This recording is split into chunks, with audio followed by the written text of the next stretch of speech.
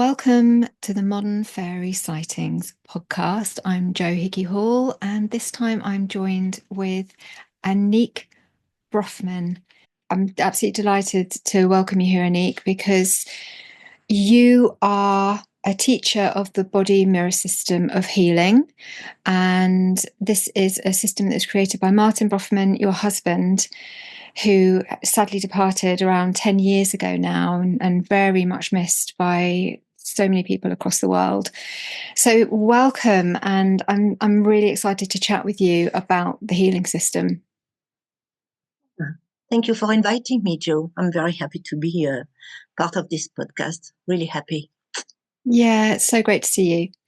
So it would be really nice if you could begin by kind of talking about Martin's life. I mean, I guess one thing to say is that the reason why it felt right for you to come on and chat at this time is because it's actually 20 years since I met Martin at the London College of Psychic Studies and did my first body mirror system workshop. It was a weekend workshop.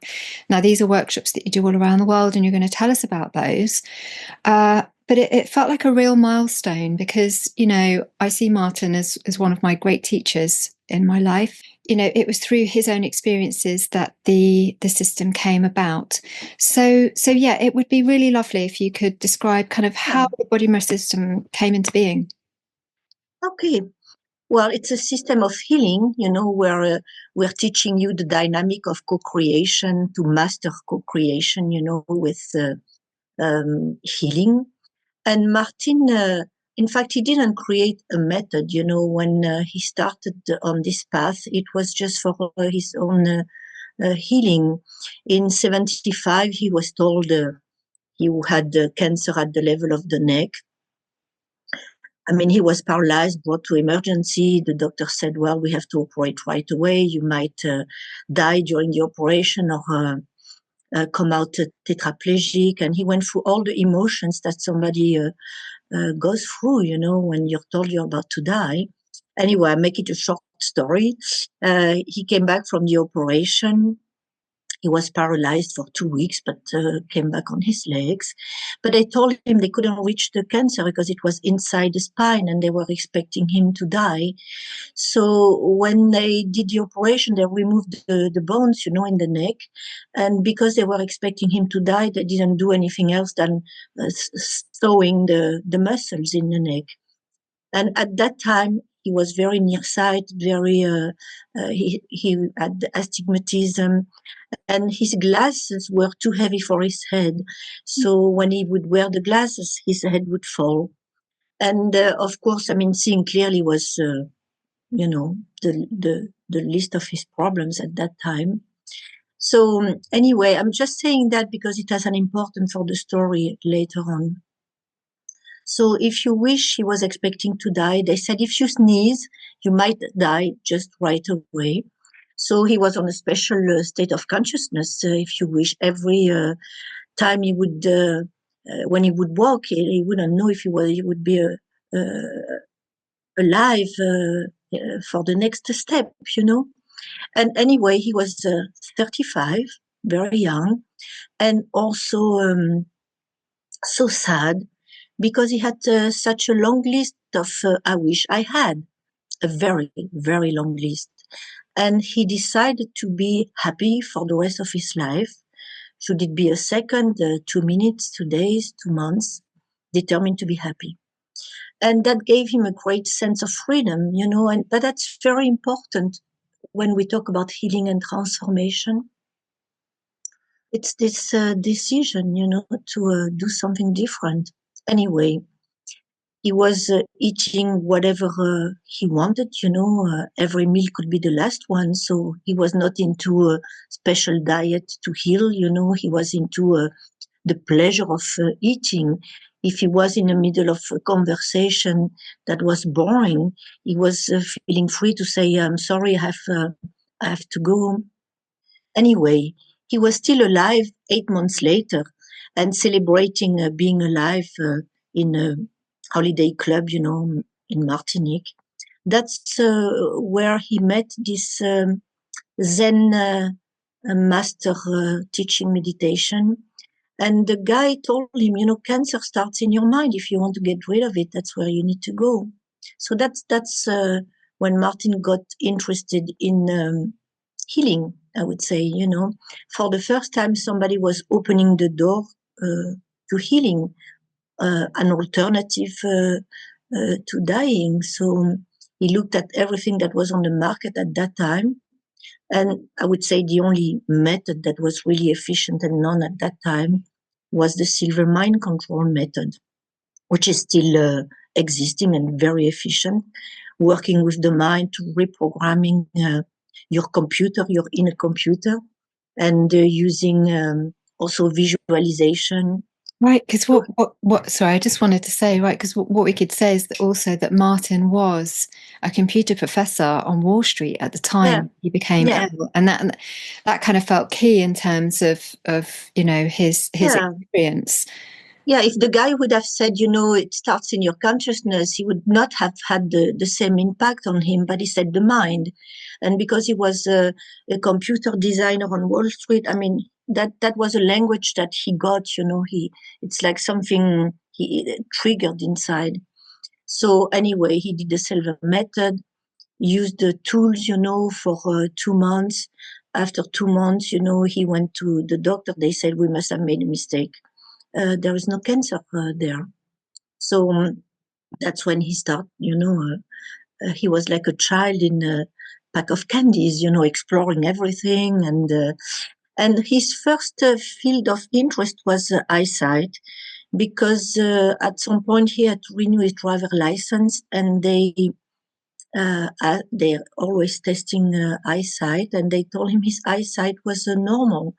So, he didn't think about his eyesight. He was just focused on being happy and saving his life. So seeing clearly was not on his mind at all. So that's when he realized, yeah, I see, my vision is different. When you're doing this change, gradual change, you're coming back home, you lost sight of yourself, you come back home. It's like, it's so natural when you come home. It feels like it has never been otherwise, it's so strongly home. Anyway, he started being interested in what is happening in the consciousness with blurred vision, way of beings, associated with blurred vision. And with all the research he did, he put up a program, called a vision workshop, where it's like a computer program. You put someone with blurred vision in the program. What is massaged, is not the data, it's the consciousness, and what comes out, it's somebody with clear vision. So it's like people are going in 2 days through the same process he went through a little bit more than a year from the time he was diagnosed to the time he was healed. Okay, so it's condensed and working directly on eyesight. Mm-hmm. And then again, he was so interested by everything, so he started exploring different philosophies and religions and traditions and medicine and psychology. He was just for himself, he was just looking for answers, gathering all kind of information and getting pieces of puzzles. And then, how it is with puzzle, sometimes you put 2 pieces together and then 2 other pieces here, and then the 4 of them are meeting. So it's like the body mirror system started building up from his research at that time, So the idea is to use the chakras to read the body as the map of the consciousness inside. So it is based on the relationship between the physical body and the different part of the consciousness. So anyway, I don't know if you want to talk right away about the chakras. Yeah, why not? That sounds like a really good idea. Yeah. So each chakra is connected directly to the physical body through the nervous system and the endocrine system. We have 7 plexus of nerves, 7 endocrine glands, and each of them is connected to a chakra, and each chakra is representing an aspect of your consciousness. So your consciousness is everything that you're capable of experiencing as a being. All your physical abilities, emotional abilities, your mental abilities, your abilities for love, spiritual abilities, everything. And all of that can be divided into 7 categories, and each category corresponds to a chakra. So he was gathering all this information, and it built up, like a logical structure where we can really read the body as a map of the consciousness inside. So the idea is that everything starts in the consciousness, just everything. And, it has to make sense to the people. When Martin met this guy, the Zen master teaching meditation, and the guy said, cancer starts in your consciousness. They had this talk, and he told him, you've been paralyzing yourself. And Martin recognized how much it was true, that talked to him very deeply. So when someone is experiencing a symptom and we talk to them about the inner cause, it resonates inside, and then it makes sense. And then it's easier to start a process of transformation. So for Martin, what you're saying is that he was in a situation in his life in which he felt very unhappy, but he was not walking away from it. That was Exactly. he was paralyzing himself. So it's kind of using, I guess it's metaphor. So it's looking at what the effect of the symptom is in our lives, in our bodies, and what the end effect of that might be, and then Yeah. actually and then kind of looking at it from the perspective that, well, if I created this, what is the effect of it? What am I stopping myself from doing? Yeah. We say the end result shows what is the real intention. So on top of reading the body as a map of the consciousness, as you say, if it's starting to in your consciousness, we say you're doing to yourself literally what you had been doing to yourself figuratively. So if you cannot walk, you're keeping yourself from walking, or you're keeping yourself from standing on both your feet. Root chakra is about trust, security. It can be trust in yourself, trust in your in what you want to do. So it can be just standing on both your feet regarding what you want, what you feel, and feeling rooted, feeling grounded. So that's about being paralyzed. It can be like you say, not allowing yourself to move away from a situation where you're not happy. And for people who don't see clearly, we look also at what is it that they don't want to see. It's not that they don't want to see. It's difficult to see. That's why they don't want to see. So there is an emotion behind. It's something they witness, or a situation that is in front of their eyes, and it's like they don't want to see it, because otherwise there is an emotion coming up and they don't want to feel that emotion. So it's creating a distance between an event and themselves. That's what eyesight is about. So they lose sight of themselves by putting some distance with life. So either they go inside, and they stay inside, or they don't want to see something inside them. They feel guilty or anger, and they don't want to express it. So they're just on the side of themselves, but not really in their physical body, looking at life. So there are ways to heal that and to come back home. Yeah. The tools we have. Yeah.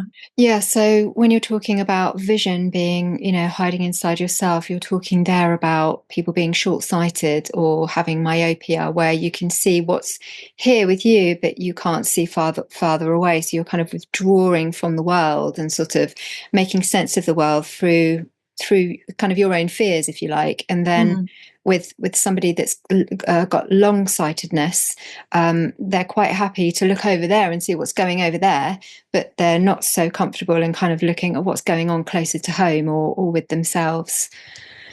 It's always according to everything starts in the consciousness. It's that's what I like. When I attend my first class with Martin, I'm Aries. I like things logical, and even in spirituality, nothing is like spooky. Everything is very logical. So it has to make sense for me. It has to be logical. Anyway, that's why I enjoyed. In the method, it's like everything is coming together. So it's just everything starts in the consciousness. So if you see more easily what is far away and not what is close, what you're avoiding looking at is you, what is close, with nearsightedness, myopia, it's the opposite. You see clearly what is close to you. What you don't see is what is far away. So your attention is directed towards yourself. What you don't want to see is the outside. So the emotion related to nearsightedness is fear, insecurity, and with farsightedness or hypermetropia, it's something more about anger or guilt, something about the past. The idea is that we are a consciousness inside our physical body. We're the driver, not the car. Everybody can understand that and relate to that. But sometimes with some people, when we talk about the consciousness, they think it's the mind, just the mental processes. I think, therefore I am. But the mind is just the solar plexus chakra.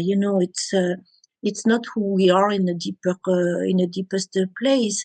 When you move away from the solar plexus to other valves of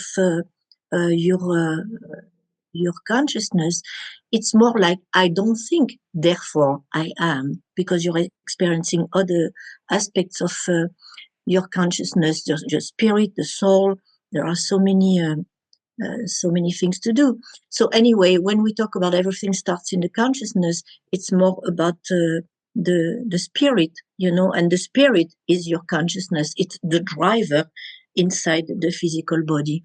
So if you wish, we are a consciousness, an individualized consciousness within a physical body, interacting with other people.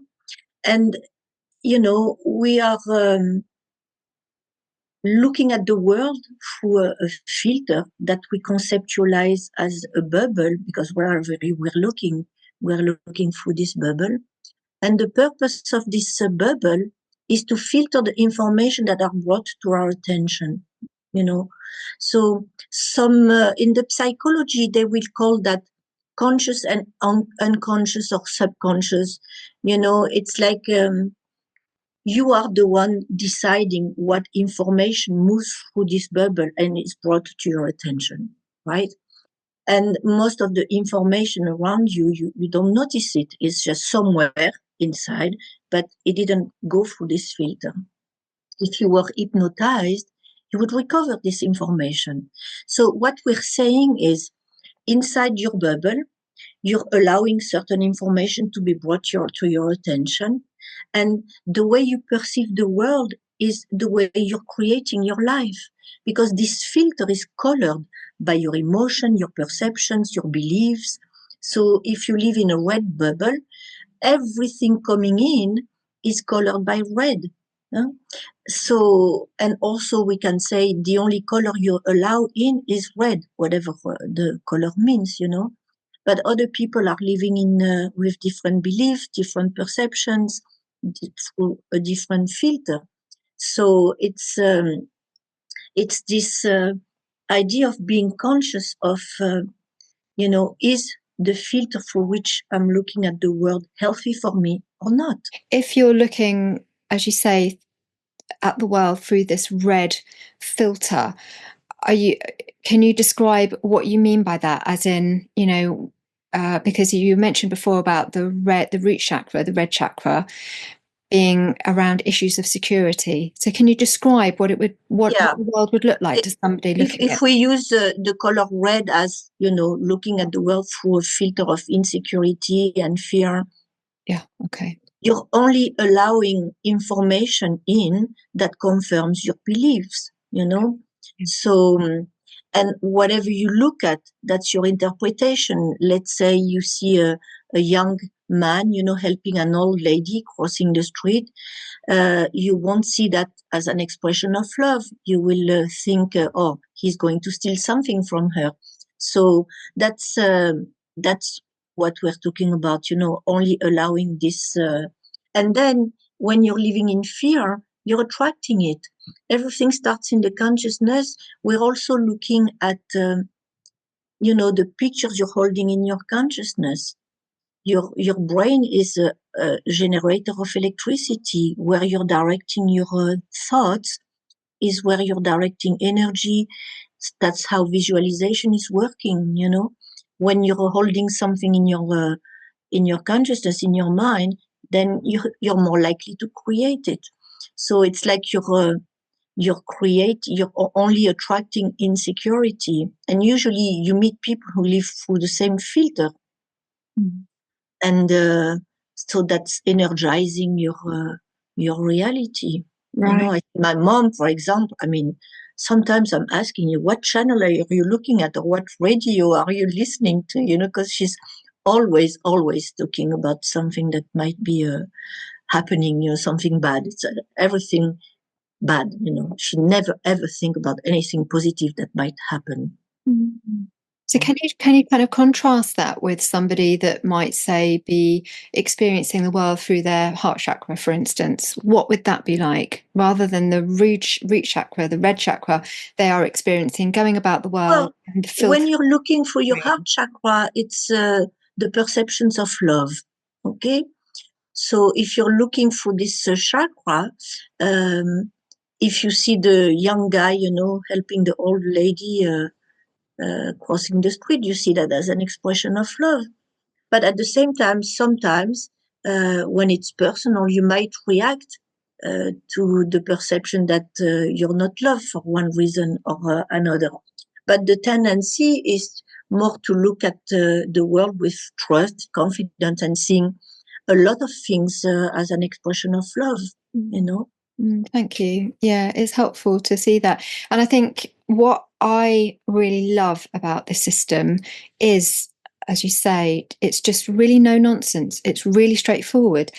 It makes logical sense, and it's very easily applicable. When I do a couple of healing appointments a week now. So, those 2 sessions, I just really am very grateful for the way in which I can meet people with this system and just apply it directly. And there's no faff, there's no woo, there's no, it just as it is. I think what is interesting also, is we're all healers. Yeah. Everybody is. And we all have this capacity. It's not a gift. Mm. And some people, they want to use it to develop this gift, if you wish, and some people, they just don't care about it. So the thing is, when you realize that, you can heal yourself, you can heal others. And if you want to do that, it's just very simple, I remember once Martin was teaching a class in Switzerland, and this lady came to the class, and people we're giving them tools, and they use it right away. And she said, oh, but I'm not sure, because I'm learning a healing technique, and they say I have to wait 2 years before I can practice. And for us, it was like, well, not with our method. With our method, you can use it right away. Mm. So she was very happy to finally being able. It was like more than a year she was working with healing. She never gave a healing to anybody. She was eager to give a healing to someone. So to use it, so she did. And the thing is also, it's not just working with energy like a magnetism. Sometimes people, they go to see a healer, they have this session where they feel better, and then they go back into their life. What we like for us is to put people in the driver's seat of their life. You understand? Everything starts in your consciousness. Here are the tools. We heal you. Then you're on the right path, and you stay there. So it's also part of the class is learning about the ways of being that had created the symptom. So you don't recreate them and you stay there. For me, I like the metaphor, you lost sight of yourself, whatever the symptom, and then you come back home. You come back to yourself. We came on the planet to be happy, and you can give yourself all kind of reasons for staying where you're not happy, with people you don't like, doing something you don't like, and then you're in a in a dead end street, and it doesn't have to be like that. You can move out of this situation. There is a way to do it. So it's opening your eyes with the method, and on a practical level, it's also healing symptoms. Just healing them.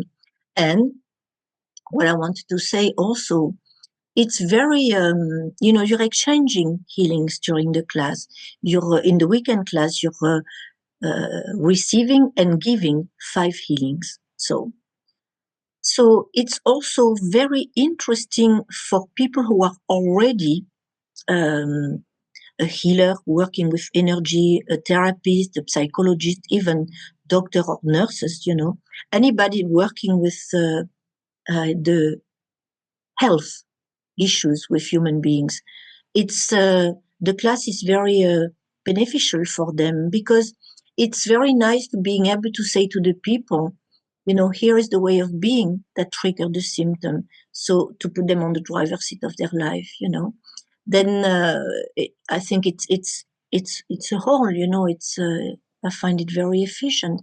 So I know in France, for example, a lot of people using Reiki, they like to come to the class so they can learn this, the inner cause to the symptoms, and with the feedback they give to the people, it's reorienting them. So it's otherwise, it's like Martin used to say, it's like if you're driving your car a certain way and you have to bring it to the garage, the car to fix it every month. After a while, the guy will say, hey, if you don't want to bring it every month, you need to change your way of driving, So it's the same with the way of beings that are not healthy. We're all unique, and we all have a sense of wholeness. We all have a place of harmony, everybody. And it's just a question of finding this place of harmony. That makes sense to me so much. Thank you, because I've done a whole episode on my experience with Martin called Healing and Consciousness, and people can go and check that out and have a look at that for more information. But for me, when I went along to that first class, I went along a bit like the woman in your class. I'd done Reiki, and I just wanted to learn, and I thought I was going along to learn a new method. Oh, this is interesting. Recommended by a friend. And actually, while I was there, he was saying, well, you're all here to be healed. What do you want to heal from? And I ended up being, a guinea pig sitting in the chair when he did, I think it was the white light presentation where he was showing the rest of the class. And from that point on, it changed my life. I mean, it literally, for me, it was like somebody switched the on switch. And that was a pivotal point. There was like my life before and my life since. Yeah, for me, it was the same, Joe. When I attended my first class, I didn't have any symptom. I didn't even know what the class was about. It's my secretary. I was a social worker, and my secretary, she said, Annick, you have to come to this class. It's great. So I went. I had no idea what it was about. And I was more, it was new, the new age time, it was more than 30 years ago. So I wanted answers about what is life about, what meaning has my own life, And it was a 4-day class, and it was like, oh my God, I got, I don't want to say all the answers, but the main ones, it gave a sense to my life, it gave a sense of direction. It was so simple, so logical. And before that, I had spent 15 years in a Catholic school, gave me great a loving heart. But for other things, I mean, religion, there is no logic in it, what they say. So for me, it was like, I think it's also why, I don't know if it's the case in England, in France, people are going less and less to the church, they and in general. And it's, I think it's because there is something that doesn't fit, in the story. Anyway, for me, I love Jesus, and I love the quality of his love. For me, my life is about loving unconditionally everybody, and that's my path, and to heal and to awake people to unconditional love, because that's what we need right now on the planet. People, they don't need to be spiritual; they just need to be loving. So that's the urgency of the time. We don't care if people believe in God or I am or whatever. What we want is to inspire them to be more loving. That's priority right now. Thank you. This is something that Martin used to talk about a lot, that this is, process that we're going through. And yeah, I'd really love you to talk about how the kind of this system makes sense in terms of what we're going through at the moment in the world. But also, first of all, could you go through the chakras one by one, just to very briefly? So the root chakra is located at the perineum, the base of the spine, and it's about trust, security, survival, your connection with what is for you the source of security and trust. So for most people, it is money, home, job. The money gives you a sense of security and also a sense of satisfaction. You're happy with the money you're earning, with the work you're doing. Home, it's supposed to be the place where you feel safe. On the physical level, the skeleton as a system is connected to this chakra, and also the elimination system and the lymphatic system. Also, teeth are and gums. The sense of smell is connected, and it's the element of earth. So feeling grounded, root chakra, feeling grounded, standing on both your feet. And the earth, we call it Mother Earth. So it's also showing something about your relationship with your mom. When you come into the world, in our system, mom is more the nourishing one, dad is more the directing one. In some family, it's the opposite, but, in the usual family. So when you're growing up, you're taking decisions about mom, with the interaction. For example, I have all I need, or I never have what I need. She's always there, never there, And with the decisions that you take, you're building a model of the relationship that becomes later your relationship with everything representing security in your life, money, home, job. So when people are always with no money, no trust, we can look at what decision did they take growing up, and they can change this decision. It's not about what happened. It's about how they respond to what happened. And later on, they can decide to respond in a different way in order to heal their relationship with money, for example, to give an example. Okay. Second, your root chakra is also your connection with physical reality, your physical body. So your ability to be in the present moment, that's root chakra. So memory, good memory. When you're present, you remember where you are. If you're not present, you remember where you are, except you're not there, so you remember where you were. Second chakra is the emotional body.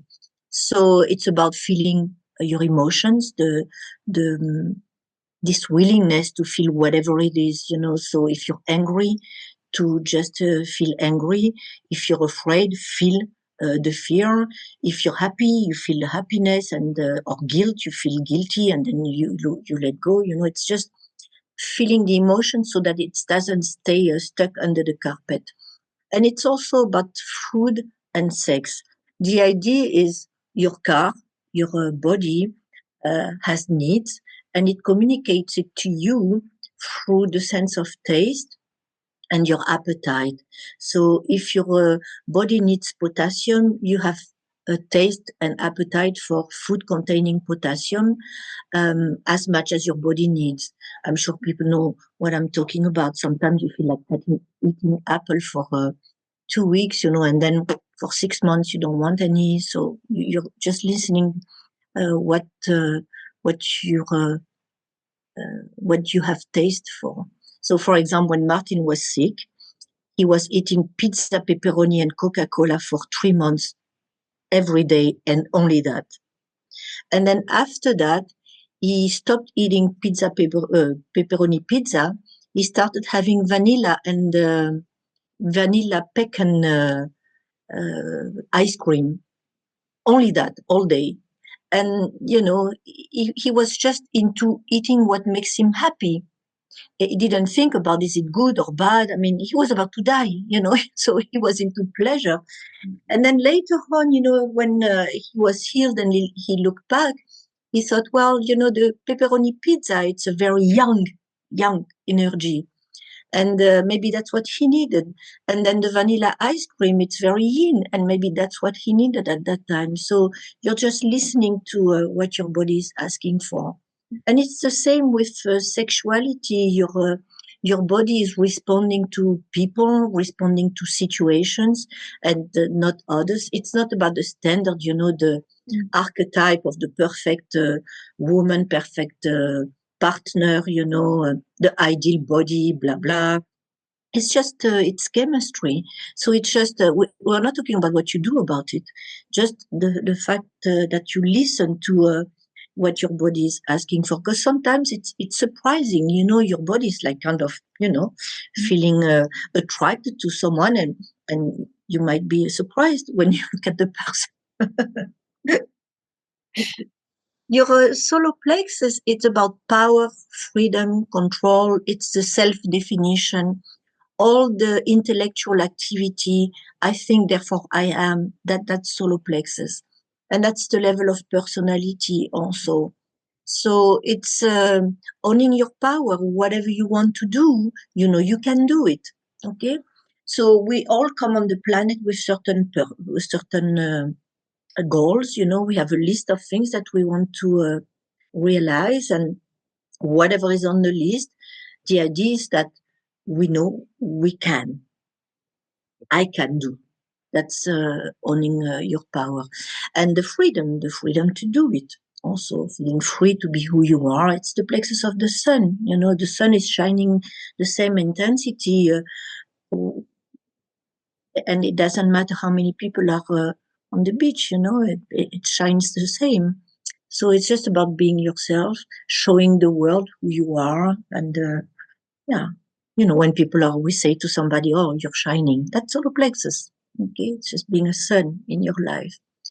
And so whatever you have on your list, whatever you want to accomplish, you can. It's not, can I do it? It's more like, how do I find the means to do it? Okay? Mm-hmm. And with personality, it's the interaction we have with the world growing up, with what we learn. If I do this, I'm encouraged. If I do that, I'm discouraged. So I'm defining by what people tell about me rather than who I really am. Yeah.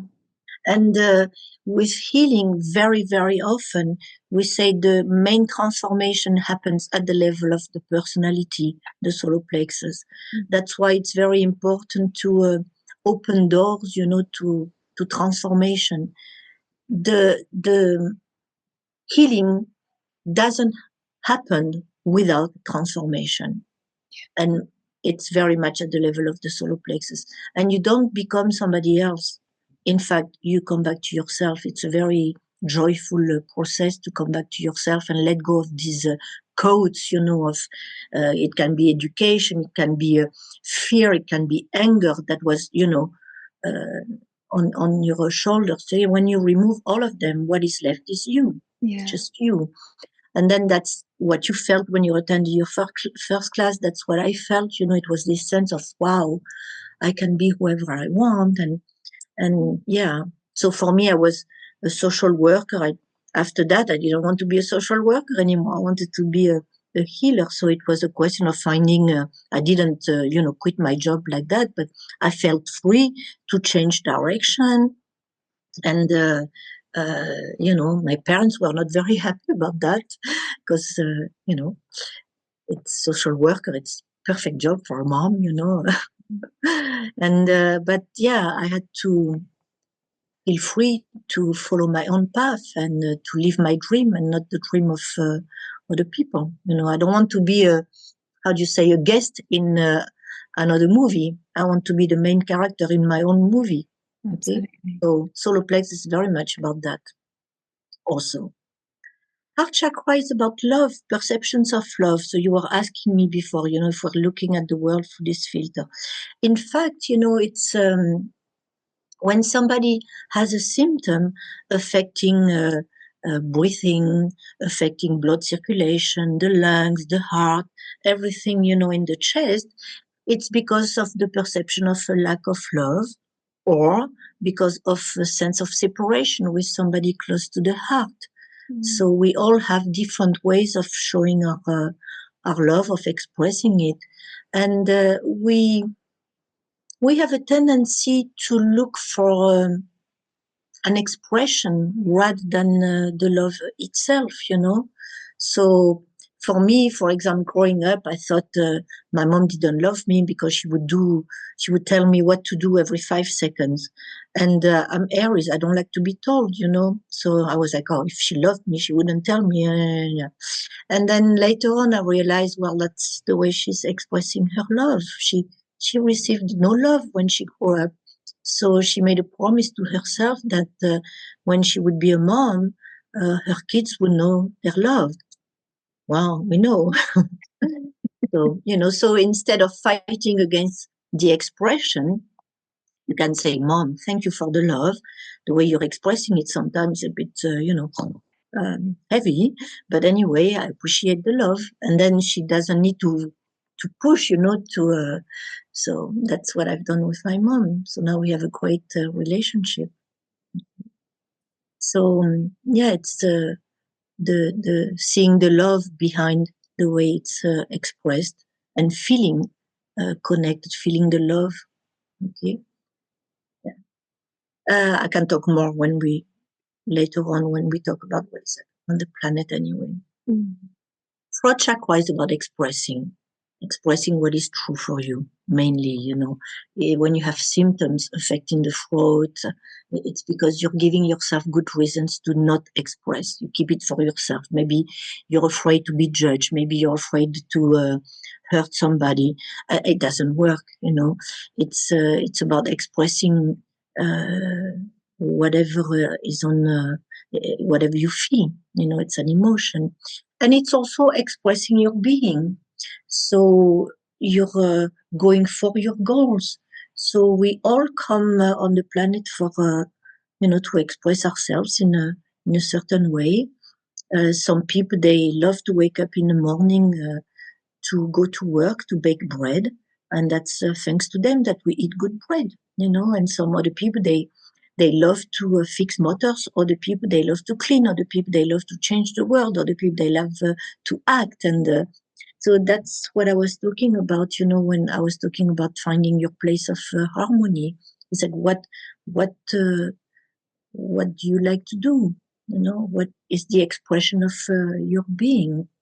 And it's also allowing yourself to receive unconditionally whatever you're expressing, whatever is on your list. So it's, unconditional receiving. You're setting goals and you have them. It's also listening to your intuition, which is the walkie-talkie between, the solar plexus and the and the spirit or the soul. So the inner voice, it speaks a very simple language. You're looking at your emotions. Do I feel good going in this direction, or or is it flowing, or is it resisting? So that's the way you're listening to your intuition. If you can say, I love where I am, I love what I'm doing, I love who I'm with in every present moment, you're just direct, connection with whatever, is the source for you. And that's walkie-talkie is the fourth chakra. Root chakra, I told you, it's at this level that you identify with the consciousness and not the physical body. So we call it the spirit. It's the individualized consciousness. It's the form you take when you come into the world. Mm. And that's where you see yourself as the creator of your movie. It's like your life is a lucid dream that you're projecting, and you see everybody else doing the same, projecting their dreams around them. And where our dreams are interpenetrating each other, we create a hologram, and we call it external physical reality. And everything happening in this external physical reality is the effect of all the points of consciousness involved in every event. So we become aware of co-creation in our life, on the planet, as healers. It's really what is a passion for me is this mastering co-creation in every aspect. That's wonderful. Anyway, crown chakra is the deepest part of your consciousness. It's what we call the level of the soul, traveling from one lifetime to another. It's the collective consciousness. Some people, it's our connection with our Father in heaven. So people believing in God, it's their connection with God. But with some people, the source is not God. It's something else. So it's your connection with whatever is the source of direction for you.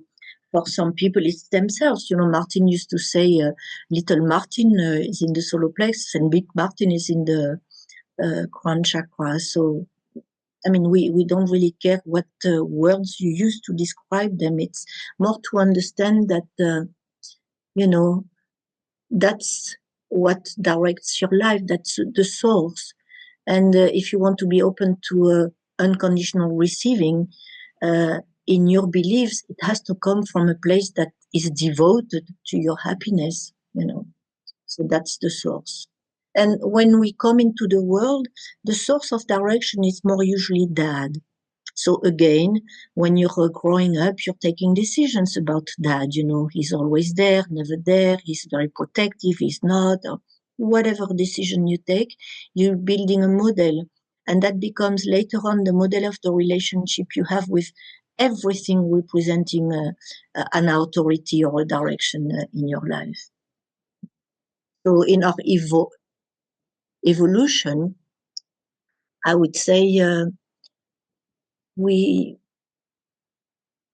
come to a place where we are experiencing just seeing, this source inside or outside. In fact, it's neither inside or outside, it's there. It's what some people call I am, to the deepest place in our soul. We're just one being. It's not one, all of us together. It's just one being, and that's where it's all started. One consciousness, like the hands, and the fingers. So we're dreamers creating dreamers, creating dreamers, creating dreamers. And maybe that's why the universe keeps growing. Thank you. Yeah, this is so insightful. And every time I hear more, I'm listening with with new ears. Every time I hear, every time I come to a workshop, I learn something new. Because I'm always kind of, I guess every time I come to workshop, the layers are peeled off, and then I go out into the world again and I live my life, and then I get to a certain, either I come along because I want to work on something or because a workshop is on that I can get to. And again, I'm sitting there and I will understand something on a new level than I did before. And I really love what you touched on there, which is one of the things that I always say, that Martin shared with us, was I love where I am, I love what I'm doing, I love who I'm with. And, this idea that if you can't say those three things, then maybe it's time to change. You can either change your view about it and decide to think about it in a different way and see if that works for you. Yeah. And if that doesn't work, then, change something. And if you can't change it, then maybe it's time to walk away from something. And this idea is not what we are taught when we are young, young people, children, and when we're growing up, is that,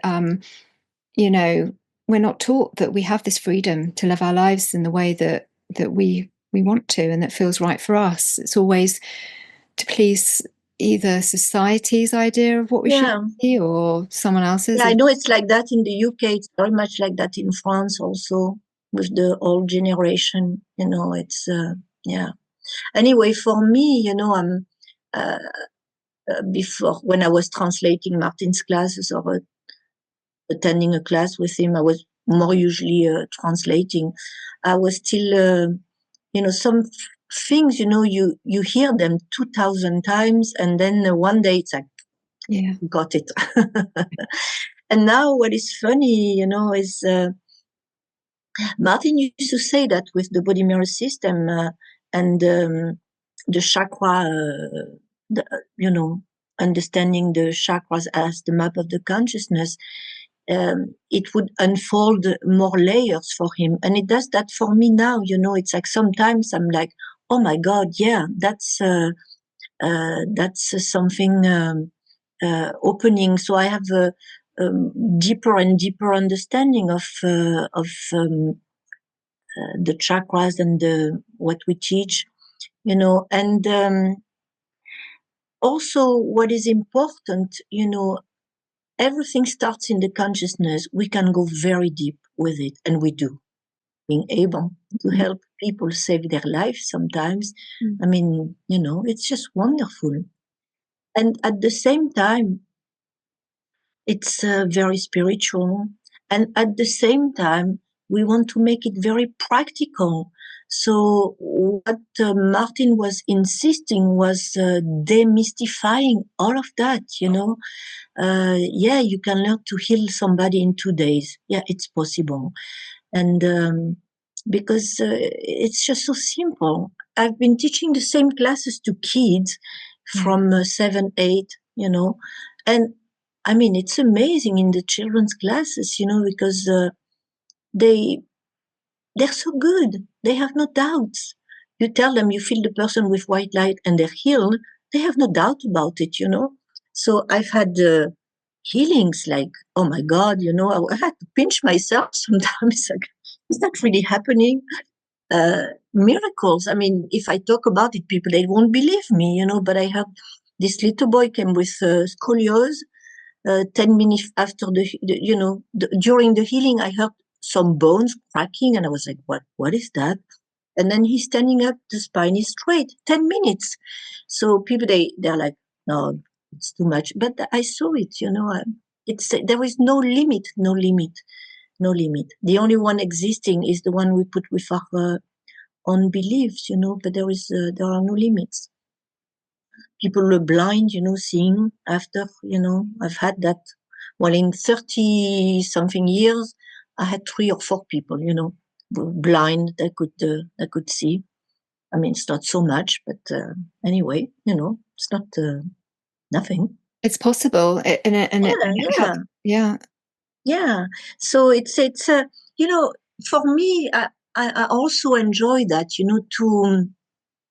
that's why I was talking about the dynamic of co-creation, because the healing is a co-creation between the one receiving and the one giving.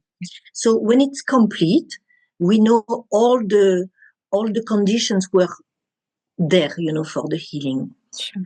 But when it's not, the healer can always ask themselves, were they really expecting the healing happening? And it's about pushing the limits to the point where you feel you have unlimited abilities. You know what you bring to the experience. You have no doubt at all. So I remember this friend of mine in Copenhagen. I used to live in Copenhagen.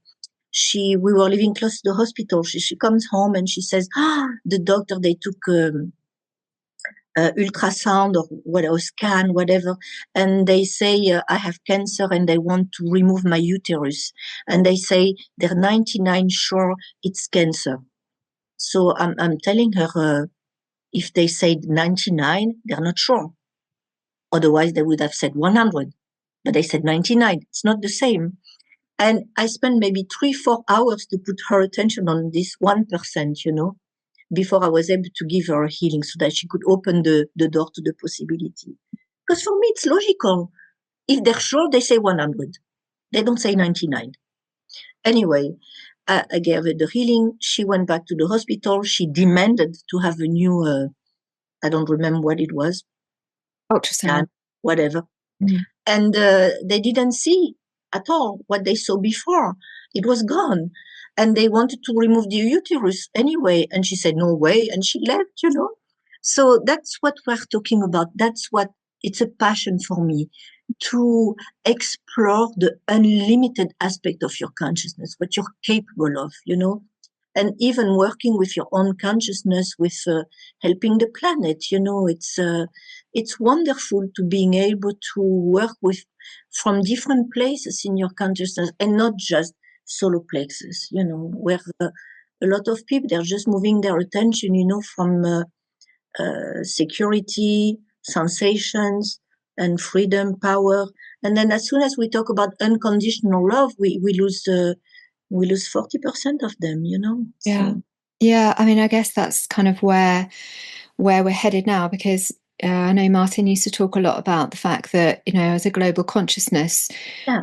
you just mentioned there about the 3 lower chakras, which we all need and which we, use on a daily basis to get about and, go about our lives. The root chakra, the orange or sacral chakra, and the yellow or solar plexus chakra. Cute. Is that jam? Is that jam? No, it's not jam. Okay.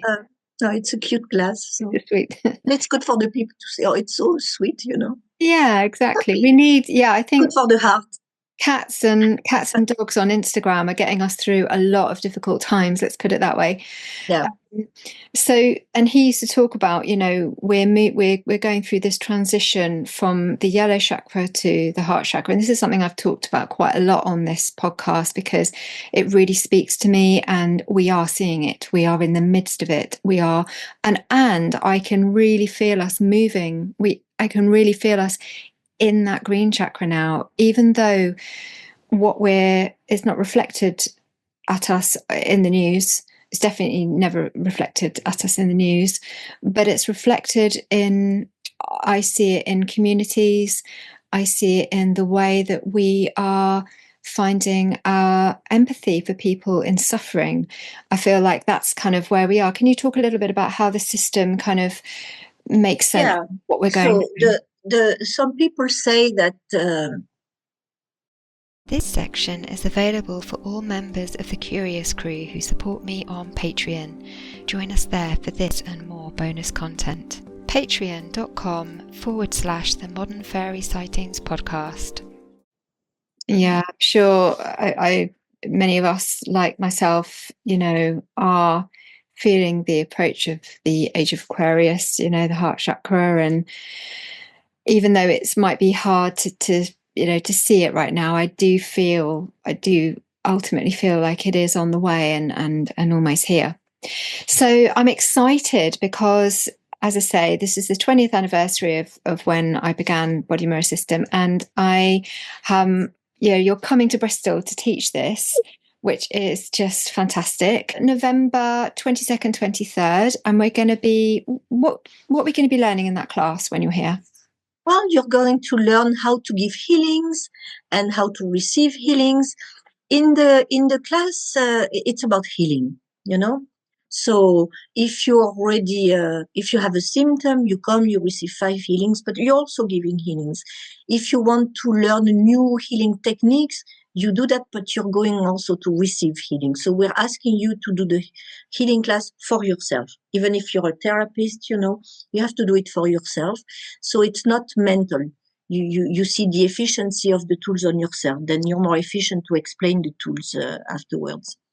And so we're rebalancing chakras, putting yourself back with this sense of wholeness, like what I was talking about before, finding your place of harmony, feeling free to be yourself. So after the class, you should feel more grounded, more trust in yourself and trust in trust in general, trust in life. If we're talking about your emotions, we're going to explain to you, the necessity to feel emotions. So with the new understanding, it's like it becomes more obvious. I'm going to tell you how you're creating your reality. And I'm going to give you tools to change. It's about the transformation. So you're going to receive 5 healings and all the explanation about the inner cause of the symptoms. But on top of that, we give you tricks, to help you with the transformation process, how to work with your beliefs and the words that you're using, etc. Also, after the class, it's easier to own your power, to feel free. Freedom is not something you give or you receive. You were born free. So when you have this deep understanding, you go from the class, and some people, they feel like they're the sun. They're radiating. They feel that they are where they belong, and it's. If we're talking about solo places, it's just, feeling at your place, feeling like you're the main character in your movie, you're radiating. And that's wow. Okay. Heart chakra, it's about opening your heart, so that's what is happening in the class. You're opening your heart to receive love. And sometimes it's even more moving for people to experience unconditional love for others.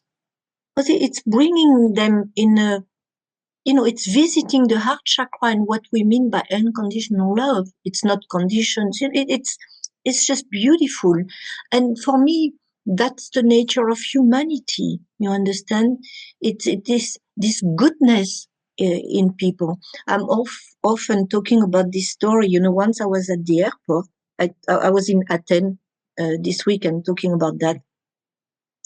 And so we were ready to board, and here is this woman coming with her boarding pass, and it's not the right gate. So I'm explaining to her, you need to go there, blah, blah, blah, blah, blah.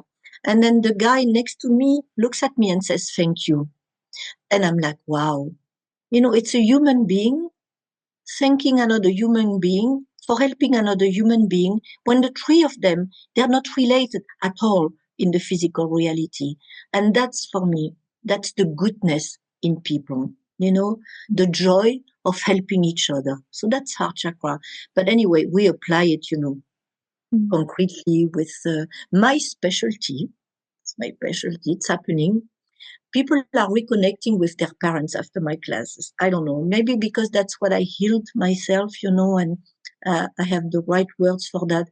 Not for everybody, but it's very often that people reconnect with members of their family after the class, their mom and dad, that something is shifting. Yeah. I'm going to explain to you in details what is intuition, how to listen to your intuition.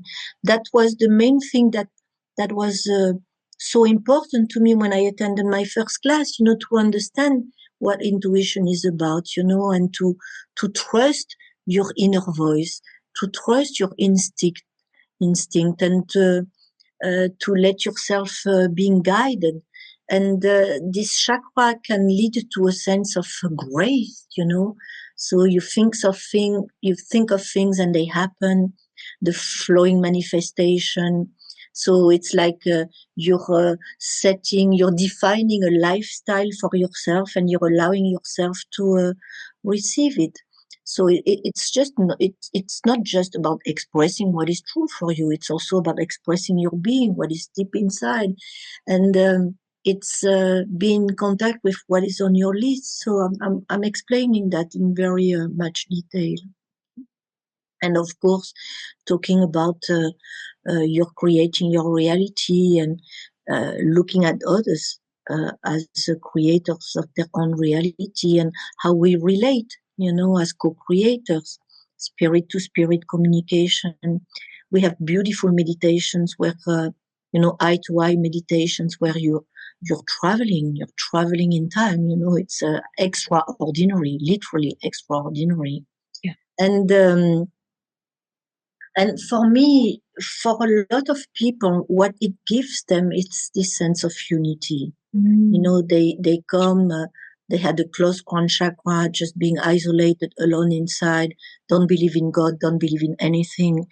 And then it's giving them an alternative, you know, a sense of connection with, with this global consciousness, being part of a big family, a big orchestration.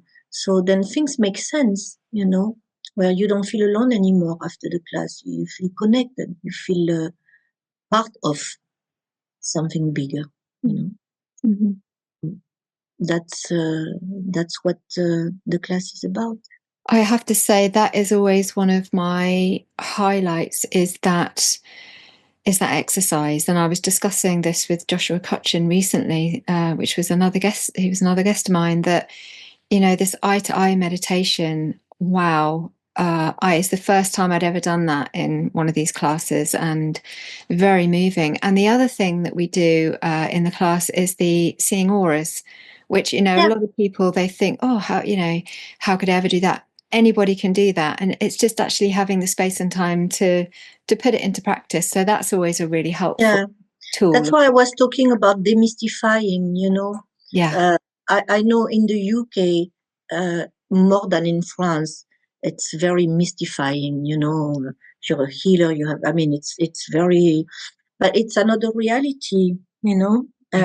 In our reality, everything starts in the consciousness, and we were born seeing auras, we were born feeling energy. Everybody's a healer.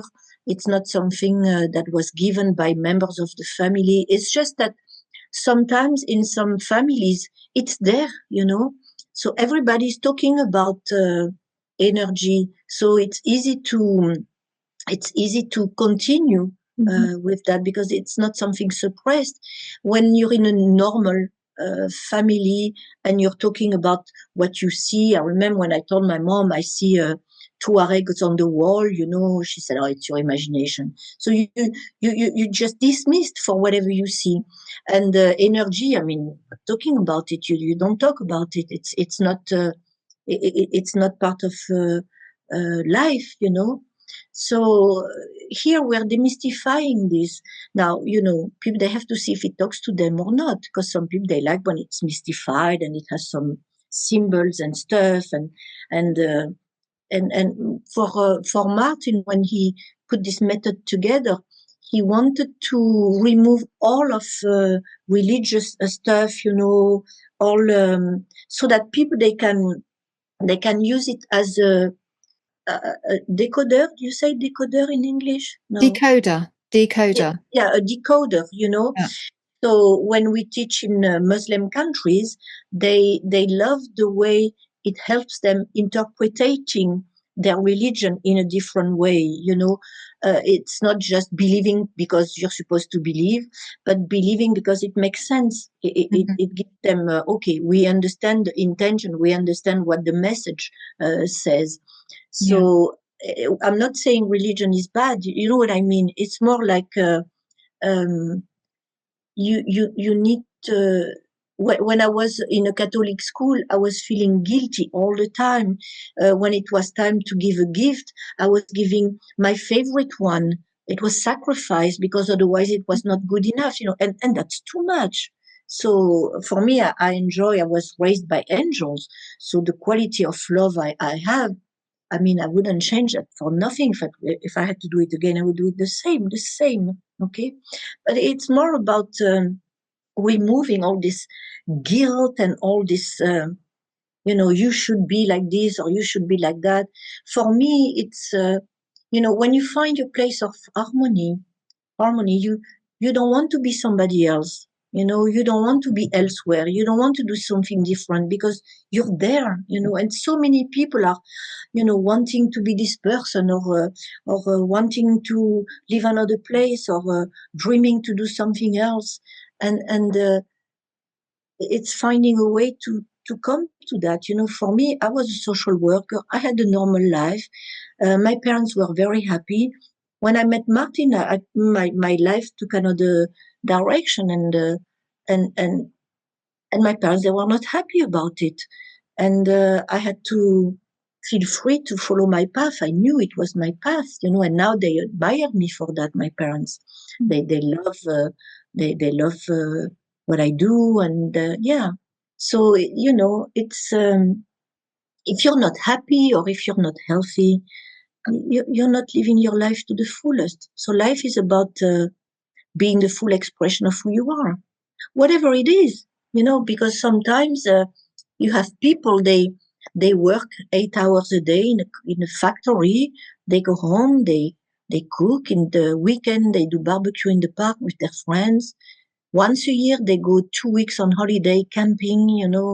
They drink pastis and they eat potato chips, and they play pétanque with their friends, and then they go back to work, and they're happy. They're just happy, and they're healthy and happy. They changed nothing.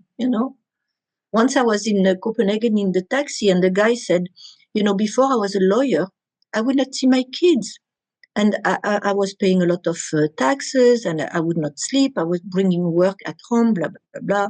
One day I got tired, and I thought, I love to drive. So I'm going to drop my job as a lawyer. I'm going to become a taxi. And he's happy. He's driving his kids to school every morning, picking them up every afternoon. He doesn't bring work at home. He pays less taxes, earning less money, but being happy. And when he told me that, I thought, wow, that's great. And he said, well, you're the first one to tell me it's great. Everybody says I'm crazy. And I said, no, you're not crazy. You do. I mean, if you're happy, that's what life is about. Yeah. So it's not like, you have to love unconditionally, you have to be spiritual and blah, blah, blah. For me, that's bullshit, I'm sorry like that. It's okay. I feel very strong about it. It's about being happy. And sometimes when I see somebody, working 8 hours a day at the factory like that, and that's it, I'm thinking maybe in a previous life, they were president of France, and they come in this lifetime, they don't want to hear about anything, they don't want TV, they don't want newspaper. The only thing they want is raise their children, and they don't want to know what is happening on the planet. But they're happy, they're healthy, they in their factory, maybe they make I don't know, glasses, and that's why we're able to drink in nice glasses. Some people are making those glasses, and they're happy making them, I hope. So it's finding your place of harmony. Yeah, some people, they love to clean. My mom, she's 94, she loves to clean. Sometimes I go home, she's on her knees, cleaning she loves to do that. So it's great. And for people that are wondering, what does this have to do with fairies? I credit having gone to that class.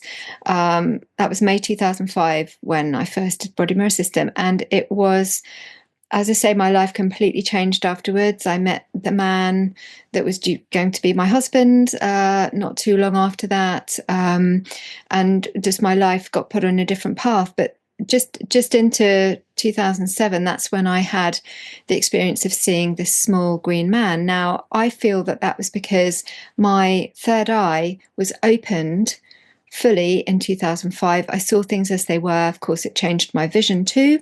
I was able to see clearly and all of that. But for me, it was, this perceptual filter had completely changed. Yeah. And brought me back to who I am. And I feel like I started to walk my path, and my path was what I'm doing now. Really, it was to do with otherworld, and that's not something that I would have thought possible before. So you never know when you open that door to you.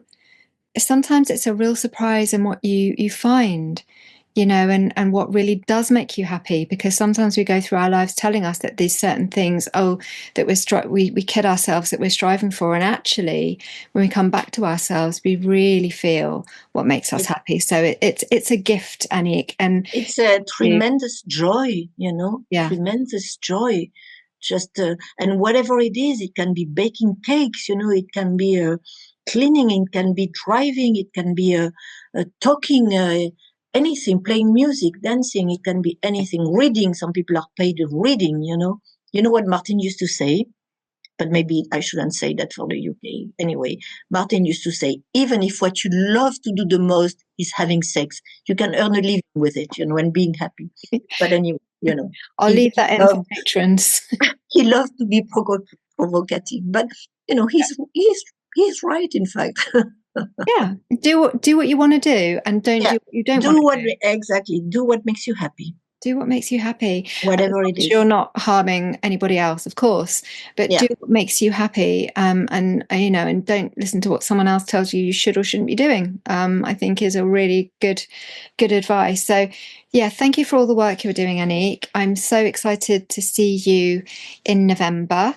We're going to be just outside Pill, just outside. So it's in Bristol anyway. And if people want to get in contact about that, I will put the links in the show notes. I will also put a link to the website for the Body Mirror System for people to look up classes, because you've got classes all around the world now. Well, in Europe. And I'm going to New York soon. Oh, amazing. Because people in America, that's fantastic. I've got in my Patreon group where we some of us are healers, so we talk about this a lot, really.